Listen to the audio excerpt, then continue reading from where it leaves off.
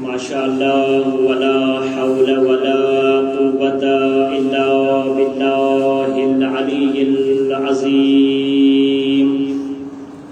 حسبنا اللہ نعم الوکیل نعم المولا ونعم النصیر بسم اللہ الرحمن الرحیم الحمد للہ رب العالمین الذي لم يلد ولم يولد ولم يكن له كفوا أحد ثم الصلاة والسلام على النبي الأمي القرشي المكي المدني الأبطحي السراج المضيء الكوكب الدري يا صاحب الوقار والسكينة المولود بمكة المكرمة المدفون بعرض مدينة على سيدنا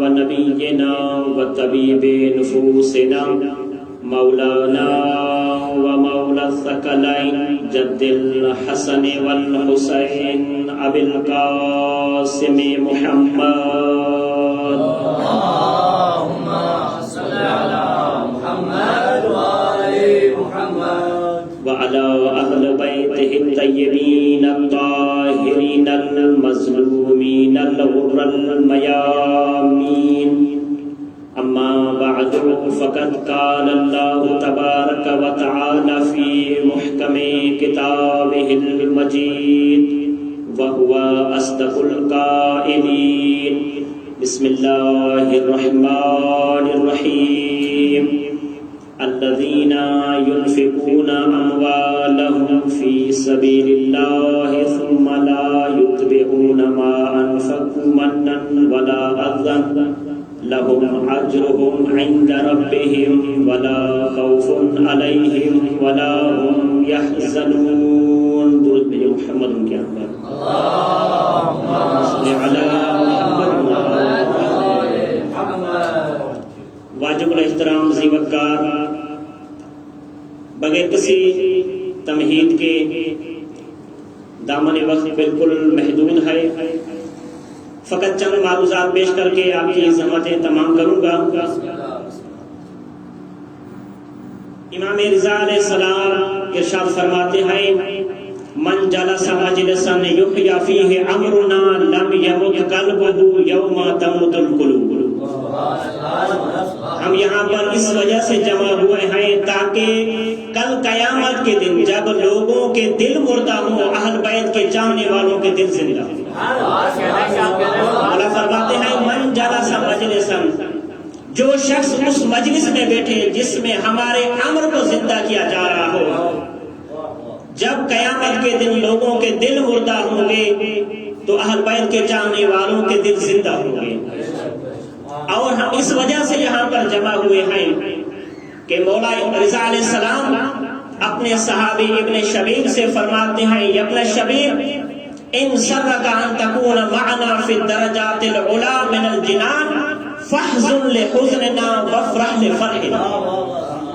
ابن شبیب اگر تم چاہتے ہو کل قیامت کے دن جب محشر کا میدان ہوگا تمہارا حساب و کتاب آسانی سے ہو جائے، اس کے بعد جنت میں ہمارے ساتھ اگر رہنا چاہتے ہو تو ہماری خوشی میں خوش ہوا کرو، ہمارے غم میں غمگین ہوا کرو۔ یہ وہ ذکر جس ذکر کی سعادت حاصل کرنے کے لیے اہل فرش سے زیادہ اہل عرش والے بیدار ہوتے ہیں۔ ہم یہاں پر اسی وجہ سے جمع ہوئے ہیں تاکہ جناب زہرا کو ان کے لال کا بوسہ دے سکیں۔ عزیزان من، ایام اعظام آج 3 محرم الحرام کا دن اپنے اختتام کو پہنچنے والا ہے۔ پوری دنیا میں حسین حسین کی صدائیں بلند ہیں۔ جو حسین کو مانتا ہے وہ بھی حسین کی صدا بلند کر رہا ہے، جو حسین کو نہیں مانتا وہ حسین کی صدا سن رہا ہے۔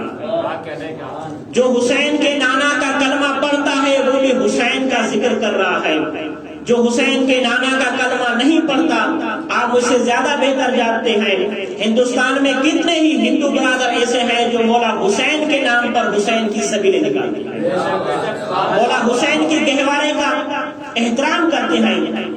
کیا سبب ہے؟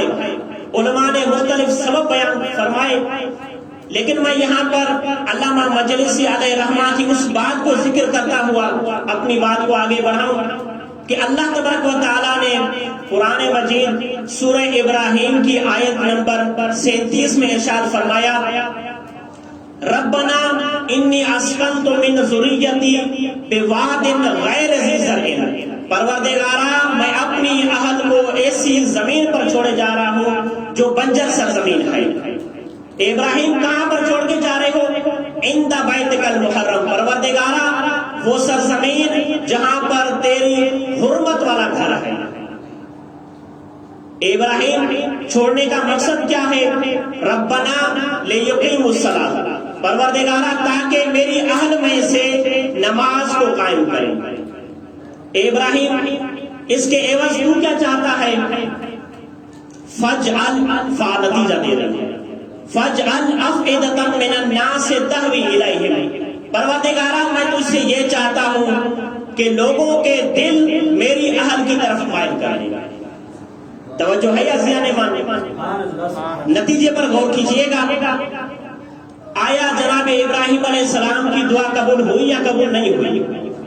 علامہ مجلسی علیہ رحمہ اس آیت کے ذیل میں نقل فرماتے ہیں کہ جب جناب ابراہیم نے جناب اسماعیل اور ان کی والدہ کو مکہ کی سرزمین جو کہ بنجر سرزمین ہے وہاں پر چھوڑا، بواد غیر ذی زرع، کوئی زرخیز نہیں ہے، بنجر سرزمین ہے۔ جناب ابراہیم چھوڑ کر واپس آ رہے ہیں، ایک ماں اس کا معصوم بچہ، بنجر سرزمین، ساز و سامان کچھ نہیں ہے۔ کچھ دنوں کے بعد وہ جو راشن تھا وہ ختم ہو گیا۔ ماں تو ماں ہے، ماں کا دل آپ مجھ سے زیادہ بہتر جانتے ہیں، صاحب اولاد ہے، اگر کسی کا بچہ تھوڑی دیر بھوکا رہے تو ماں کا دل کیسے تڑپتا ہے۔ جناب اسماعیل کی والدہ نے صفا اور مروہ کے درمیان چکر لگائی، ان الصفا والمروہ من شعائر اللہ، اللہ نے صفا اور مروہ کو اپنی نشانیوں میں سے قرار دیا۔ جناب ہاجرہ پریشان ہے کس طریقے سے اپنی اولاد کے لیے غذا فراہم کرے۔ خدا کا کرنا یہ ہے جناب ہاجرہ جب واپس آتی ہیں کیا دیکھتی ہیں کہ جناب اسماعیل کے قدموں سے چشمے پھوٹ رہے ہیں، آب زمزم جو آج تک جاری ہے۔ پانی لیا، غذا لی، وہاں سے ایک کاروان وہاں سے جا رہا ہے جس کاروان کا نام جرہم قبیلہ ملتا ہے۔ ان لوگوں نے دیکھا پرندوں کا جھرمٹ ہے، کاروان والوں نے سمجھا جہاں پر پرندے ہوتے ہیں یا تو آبادی ہے یا کوئی زرخیز زمین ہے یا پانی وغیرہ ہے۔ جرہم قبیلہ وہاں پر پہنچا، یہ لوگ دیکھ کر حیران ہو گئے۔ کیا دیکھتے ہیں؟ بنجر سرزمین، وادی ہے، ایک معصوم بچہ ہے، ایک مزدور موجود ہے۔ روایت کے یہ جملے ملتے ہیں جیسے ہی جرہم قبیلے کے لوگوں نے جناب اسماعیل کے معصوم چہرے کو دیکھا، جناب اسماعیل کے معصوم چہرے سے جو نور نکل رہا تھا اس نور نے جرہم قبیلے کے لوگوں کے دلوں میں گھر کر لیا۔ جیسے ہی قبیلے والوں نے دیکھا تو اپنے سفر کا ارادہ ترک کر لیا، وہ شام کی طرف جا رہے تھے سامان تجارت لیے ہوئے۔ اس طریقے سے جناب ابراہیم کی دعا قبول ہوتی ہے۔ اب میں یہاں پر آپ سے ایک سوال کرتا ہوں، کیا جناب ابراہیم کی نسل جناب اسماعیل تک ختم ہو جاتی ہے یا یہ نسل آگے بڑھتی ہے؟ نہیں عزیزان من، یہ نسل آگے بڑھتی ہے، یہاں تک کہ پاک پیغمبر ارشاد فرماتے ہیں کانا ابی ابراہیم غیورا وانا اغیر منہ، میرے والد جناب ابراہیم غیرت مند تھے لیکن میں ان سے زیادہ غیور ہوں۔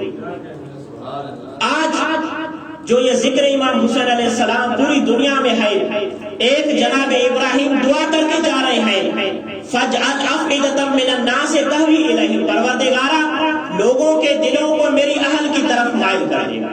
اور دوسری وہ امام حسین علیہ السلام کی قربانی، ایسی لازوال قربانی جس کی مثال قیامت تک نہیں ملتی۔ درود بھیجیے محمد کی آل۔ اللهم صل على محمد وآل محمد۔ میں نے آپ کے سامنے سرنامہ کلام کے طور پر جس آیت کی تلاوت کرنے کا شرف حاصل کیا، سورہ بقرہ کی آیت نمبر 262 ہے۔ اس کے ذیل میں چند معروضات اور منزل مسائل۔ یہ آیت انفاق کے بارے میں ہمیں درس دے رہی ہے، لیکن تاریخ اٹھا کر دیکھیں، اس منبر کی قسم، تاریخ میں جیسا انفاق علی اور اولاد علی کا ملتا ہے، ایسا انفاق کسی کا نہیں ملتا۔ کون امیر المومنین؟ امیر المومنین کی منزلت کیا ہے؟ وہ امیر المومنین جس کے بارے میں اسبغ بن نباتہ روایت نقل فرماتے ہیں، درود بھیجیے محمد کی آل۔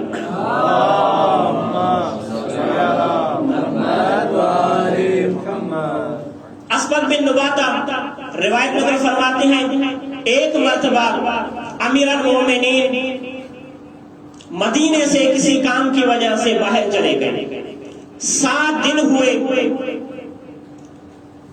مولا کائنات واپس نہیں آئے۔ جناب رسول خدا مولا کائنات کی جدائی برداشت نہ کر سکے، پاک پیغمبر نے آنسو بہائے، روایت کے جملے ہیں، نبی اکرم کی مبارک آنکھوں سے آنسو ٹپکے اور نبی نے دست دعا بلند کیے، اللہم رد الی علی قرۃ عینی وابن عمی ومفرج الکرب عن وجہی۔ جملوں پر توجہ کیجیے گا، سید آپ کے لیے بطور خصوصاً ہدیہ دے رہا ہوں۔ نبی فرماتے ہیں، پروردگارا میرے بھائی علی کو، جو علی محمد کی آنکھوں کی ٹھنڈک ہے، جو میرا چچا زاد ہے، جو محمد کے چہرے سے پریشانیوں کو ختم کرنے والا ہے، اسے میری جانب بھیج دے۔ یہ جملے سننے تھے، نبی اکرم فرماتے ہیں، آج جو سب سے پہلے میرے بھائی علی کے آنے کی خبر دے گا، میں محمد اسے جنت کی ضمانت دیتا ہوں۔ لوگ دوڑ کر مدینے سے باہر نکلے، انہیں زیادہ جلدی تھی، جو جبلوں پر جلدی سے چڑھ جایا کرتے تھے تاکہ جنت ہمیں مل سکے،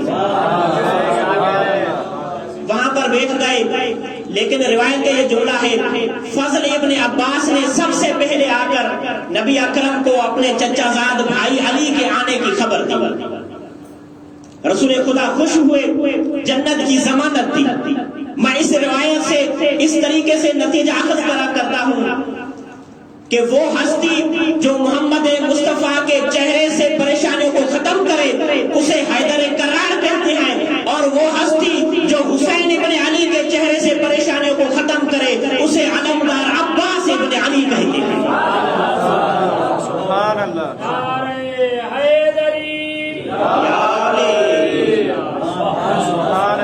وہ امیر المومنین جنہوں نے سب سے زیادہ اللہ کی راہ میں انفاق کیا۔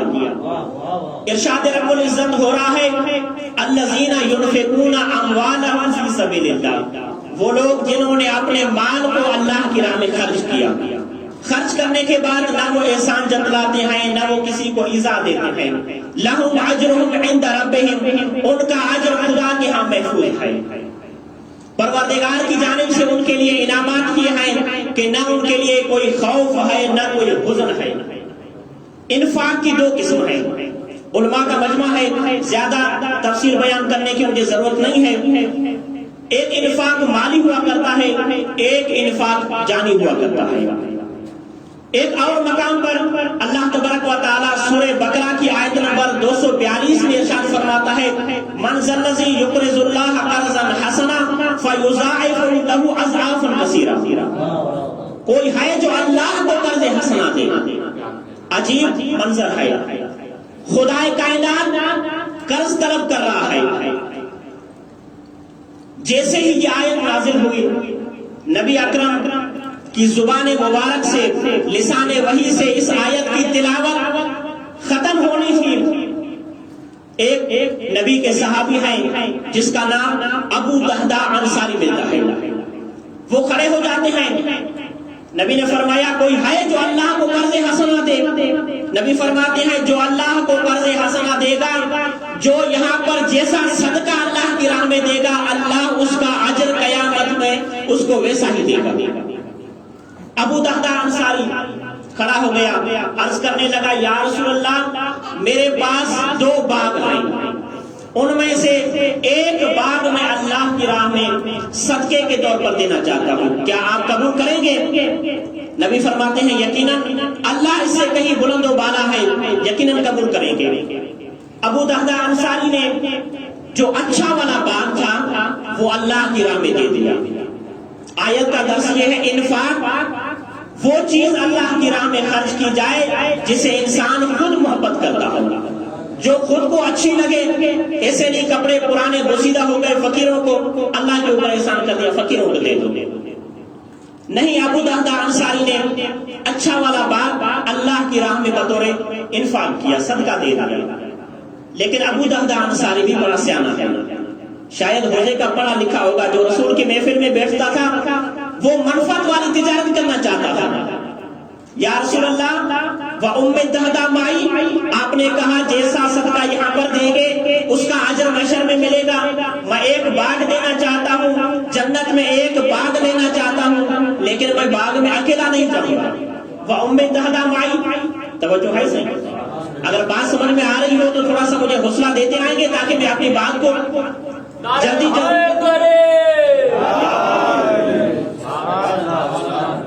ابو دہدہ انصاری کہتے ہیں وَأُمِّ الدَّهْدَى مَعِي، دہدہ کی والدہ بھی میرے ساتھ ہوگی؟ نبی نے فرمایا نعم۔ ابو دہدہ نے کہا وَالصَّبِيَّةُ مَعِي، میری بیٹی بھی میرے ساتھ جنت میں ہوگی اس باغ میں؟ نبی نے فرمایا یقیناً۔ یہ جنت کو لے کر رسول کی زبانی سے اپنے لیے جنت کی بشارت سننے کے بعد آیا، عجیب منظر ملتا ہے تاریخ میں۔ ابو دہدہ جیسے ہی باغ کے دروازے پر پہنچے کیا دیکھتا ہے کہ باغ کے اندر ان کی زوجہ بھی موجود ہے، ان کی بیٹی بھی موجود ہے۔ کہنے لگا میں ایسا باغ اللہ کی راہ میں انفاق کر کے آیا ہوں اور اس جیسا جنت میں خرید کر آیا ہوں۔ آگے سے جو جواب ملا وہ جواب بھی سننے والا ہے۔ قال بارک اللہ لک فیما اشتریت، اللہ تیری تجارت میں اور بھی برکت دے دے کہ تو نے ایسا اچھا کام کیا۔ اس معاشرے میں ہمیں ایسے جواب بہت کم دیکھنے کو ملتے ہیں۔ کوئی شوہر گھر سے باہر اپنا گھر اللہ کی راہ میں دے کر آئے تو اسے گھر کے اندر قدم رکھنے کو نہیں ملے گا۔ درود بھیجے محمد کیا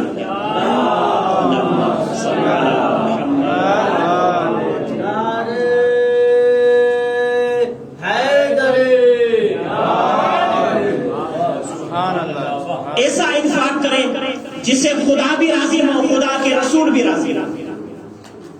یقیناً وہ راضی کیوں نہیں ہوں گے جن کے دل میں علی کی ولایت ہو، وہ اس دنیا میں بھی کامیاب ہیں اور آخرت میں بھی کامیاب ہیں۔ خلیفہ ثانی کے بیٹے ایک روایت نقل فرماتے ہیں کہ رسول خدا سے انہوں نے یہ کلمات سنے، من احب علیًا قبل اللہ صلاتہ وصیامہ واستجاب دعاہ، جو علی سے محبت کرتا ہے اللہ اس کی نماز کو قبول کرتا ہے، اللہ اس کے روزے کو قبول کرتا ہے، اللہ اس کی دعاؤں کو مستجاب کرتا ہے۔ جو یہ چاہتا ہے نماز قبول ہو، روزہ قبول ہو، دعائیں قبول ہو تو در علی پر اپنے سر کو جھکائے۔ خلیفہ ثانی نے یہ بتا دیا کہ دنیا میں کامیابی چاہتے ہو در علی پر آنا پڑے گا، دنیا میں عزت چاہتے ہو در علی پر جھکنا پڑے گا۔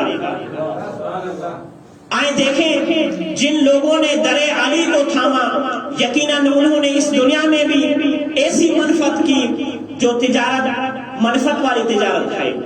یہ ایام عزا چل رہے ہیں، خدا اس انفاق کی آیت میں ہمیں یہ درس دے رہا ہے کہ اپنی جان اور اپنی مال کے ذریعے سے میری راہ میں ایسا انفاق کرو جس کے بعد انہیں کوئی پشیمانی نہ ہو۔ ایسا نہ ہو کہ ہم اپنے مال کو بھی خرچ کریں کوئی فائدہ نہ ملے، اپنی اولادوں کو قربان کر دیں کوئی فائدہ نہ ملے۔ لیکن تاریخ میں ایک گھرانہ ایسا ملتا ہے جس نے اپنے پورے کنبے کو اسلام پر قربان کر دیا، وہ گھر آل عمران کا گھر ہے، جنہوں نے اپنی جانوں کو اہل بیت علیہ السلام نے اللہ کی رضایت کی خاطر اپنے مال اور اولاد کو اللہ کی راہ میں خرچ کر دیا۔ اگر آپ کی توجہ ہو تو ایک سے دو روایت سنا کر رابطے مصائب دینا چاہوں گا. درود بھیجے محمد کے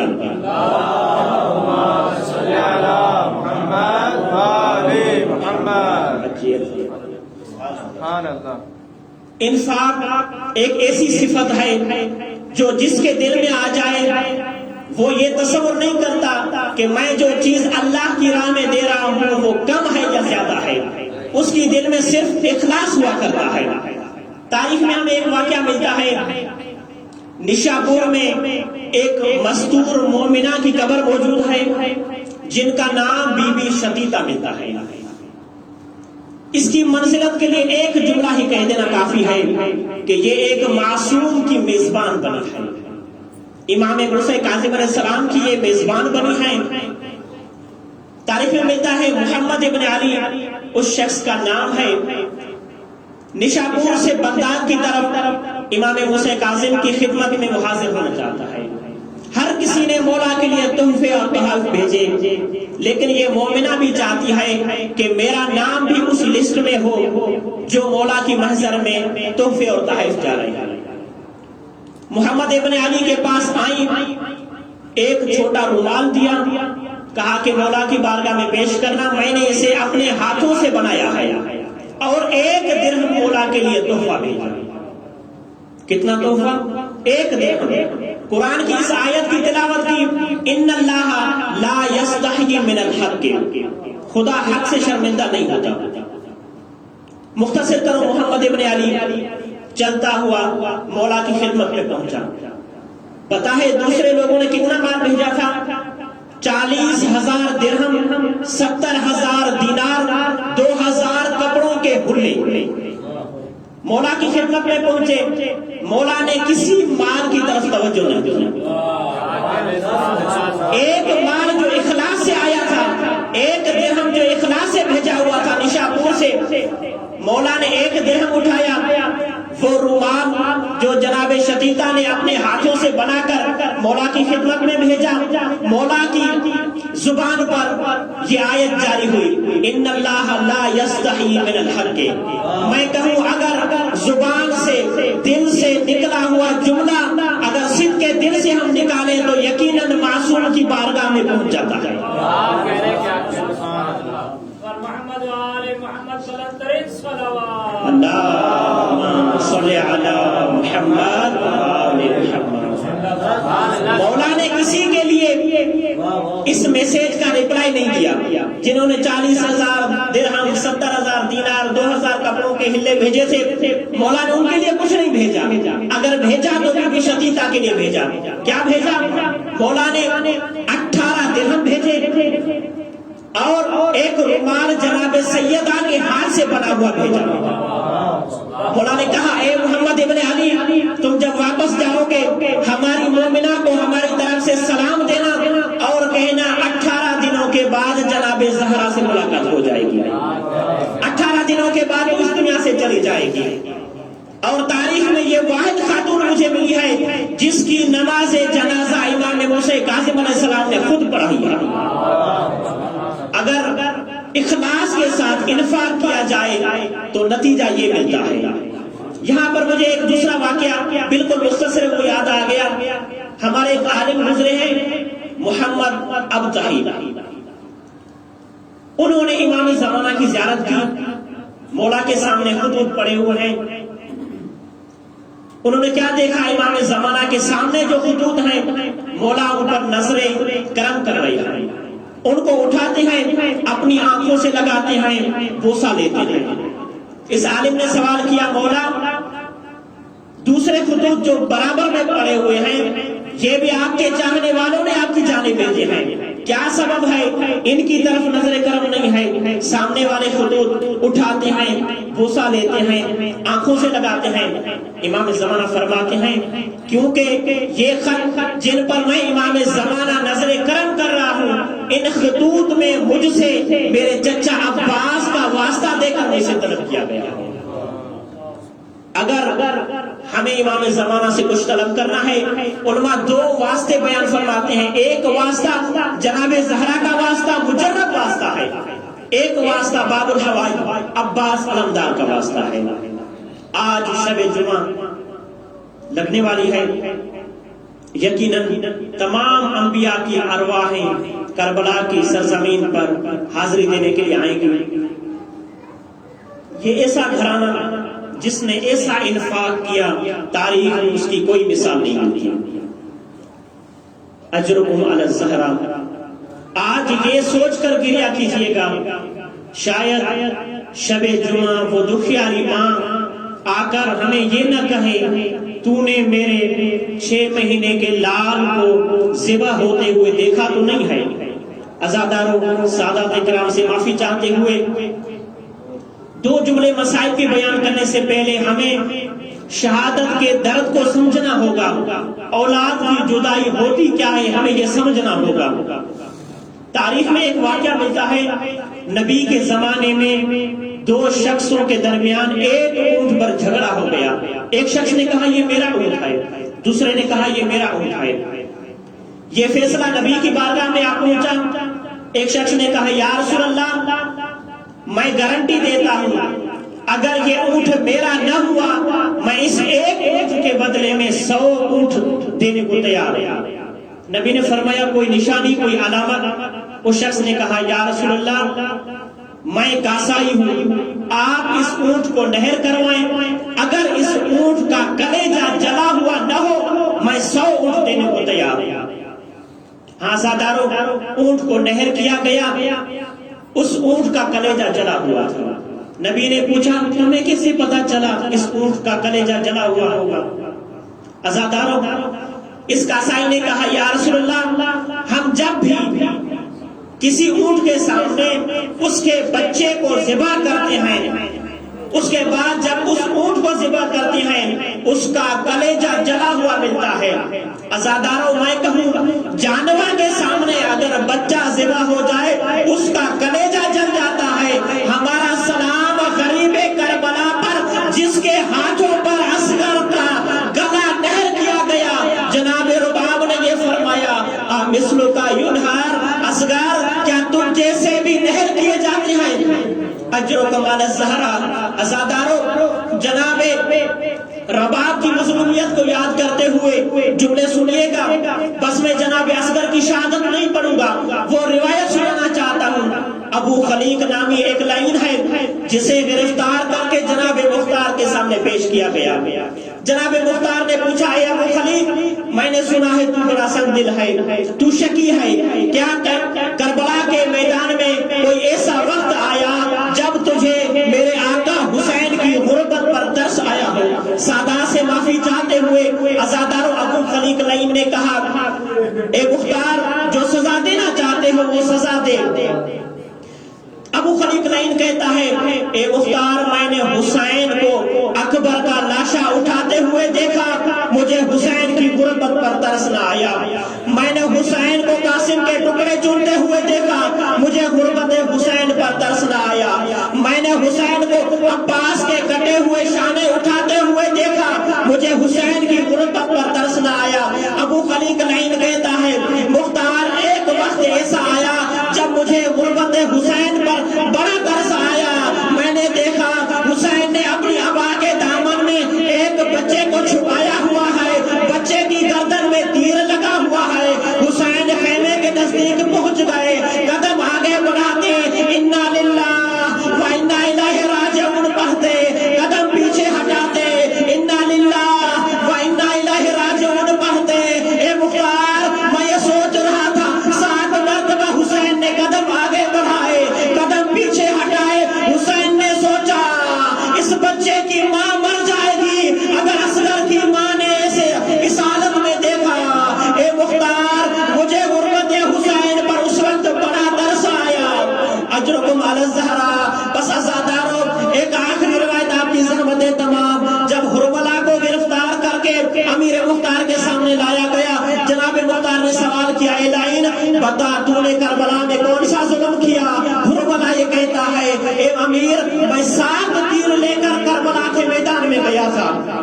عزاداروں آپ صاحب اولاد ہیں, خدا کسی باپ کو یہ وقت نہ دکھلائے کہ اس کے ہاتھوں پر اس کا 6 مہینے کا بچہ ذبح